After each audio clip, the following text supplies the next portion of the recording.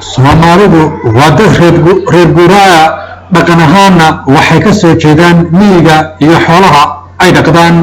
Soomaalidu waxay leedahay hidiyo dhaqan u gaara oo markaasi ay ku dhaataan.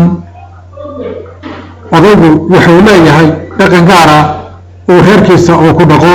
Gabadhu waxay leedahay dhaqan gaara, hooyadu waxay leedahay dhaqan gaara, wiilku wuxuu leeyahay dhaqan gaara. Barbaartu markay isu timaado, wiilal iyo gabdhaba waxay leeyihiin dhaqan gaara.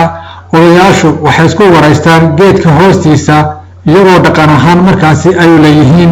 Soomaalidu dhaqankeedu lama soo koobi karo, wuxuuna ahaa dhaqan aad iyo aad u qurux badan. Haddaba maanta waxaa iska bedelay wax aad iyo aad u weyn oo Soomaalidu ay lahaan jirtay, dhaqankoodiina wuxuu noqonayaa haatan misii dabargo'aya.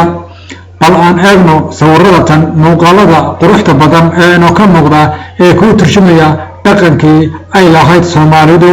Waxaad ka dheehan kartaa ama ka arki kartaa dhaqankii quruxda badnaa ee Soomaalidu ay lahayd, waana mid soo jiraana. Dhaqankaasi waxaana ku dhaqmi jiray ka awow ama ka aabe ayaa ku dhaqmi jiray iyo hooyaba.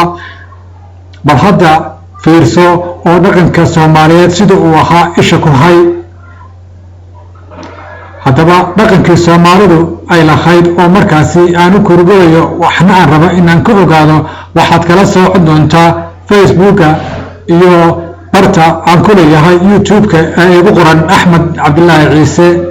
Haddaba daawada la soco barnaamijyadan oo ah barnaamijyo taxane ah kuna soo socda aadna ka badan doonto dhaqankii ay lahaan jirtay Soomaalidu iyo haatan sida uu yahay, anigoo ku soo qaadan doona muuqaallo kala duwan iyo weliba waraysiyo kala duwan oo idinka soo diyaarshay odayaashii dhaqankii hore iyo weliba islaamihii dhaqankii hore ama hooyooyinkii dhaqankii hore iyo dhaqankan maanta lagu jiro dadka haatan nolosha ay ku nool yihiin.